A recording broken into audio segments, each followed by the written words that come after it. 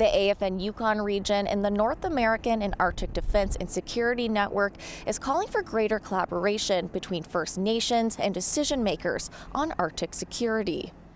The report, which includes input from First Nations leaders, technical experts, and others, was sparked following an incident in early 2023 when an unidentified flying object, initially thought to be a foreign surveillance balloon, was shot down over First Nations territory.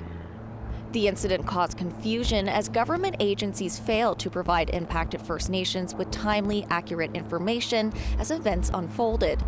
Beyond that, the report found the Yukon has a lot of strategic importance in matters of Arctic security, from its road and air networks to its proximity to Alaska and the Arctic Ocean. But it says military investment in the territory is sparse, and First Nations have been largely excluded or under-involved in decisions surrounding defense and security policy in the north.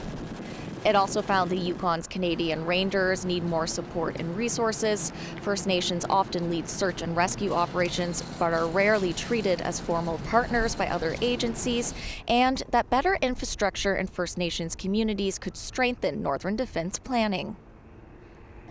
The report calls for formal information sharing and co-planning protocols between First Nations and the National Department of Defense, and more federal funding for a defense role within First Nations governments.